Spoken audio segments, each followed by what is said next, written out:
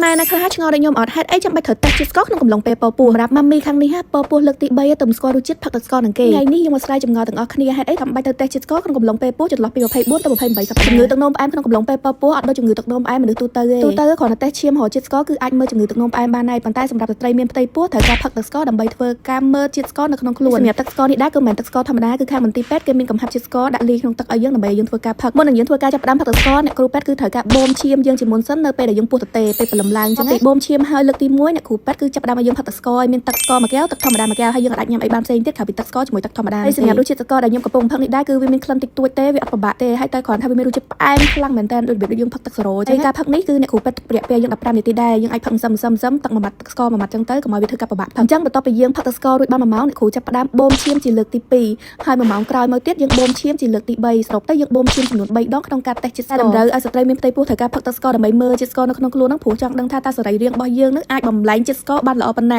ខុសពីអ្នកជំងឺទឹកនោមផ្អែមទឹកនោមផ្អែមក្នុងកំឡុងពេលពពោះគឺវាអាចបាត់ទៅវិញនៅពេលដែលយើងសម្រាលកូនហើយតែបើយើងមានជំងឺទឹកនោមផ្អែមក្នុងកំឡុងពេលពពោះគឺយើងអាចប៉ះពាល់ច្រើនមែនតើទៅលើការពពោះរបស់យើងសំខាន់ណាស់គឺអាចប៉ះពាល់ទៅដល់ទារកក្នុងផ្ទៃគឺអាចធ្វើឲ្យយើងសម្រាលមុនខែក៏ baby អាចមានជំងឺទឹកនោមផ្អែមពីកំណើតអីចឹងជាពិសេសក៏ mommy ដែរក្រោយសម្រាលក៏អាចនៅជាប់ជំងឺទឹកនោមផ្អែមជារៀងរហូតអីចឹងណាអញ្ចឹងយើងត្រូវការពារសំខាន់មែនតើត្រូវ check មើលច្បាស់និយាយទៅ mommy កូន3នេះហាគឺឆ្ងល់សួរគ្រូពេទ្យតើគ្រូពេទ្យប្រាប់អស់ហើយក៏អរគុណទៅខាងមន្ទីរពេទ្យ Orinda ដែលបញ្យល់ខ្ញុំឡើងក្បោះក្បាយអាចយកមកធ្វើវីដេអូចែករំលែកប្រាប់អ្នកទាំងអស់គ្នាដែលមិនទាន់បានធ្វើការតេស្តជាតិស្ករឬក៏មានចម្ងល់អីបន្ថែមអាចឆាតទៅសួរក្រុមគ្រូពេទ្យនៅខាងមន្ទីរពេទ្យបានព្រោះគាត់នឹងផ្ដល់ចំណោយយើងឡើងក្បោះក្បាយបញ្យល់យើងឡើងអស់ហ្មង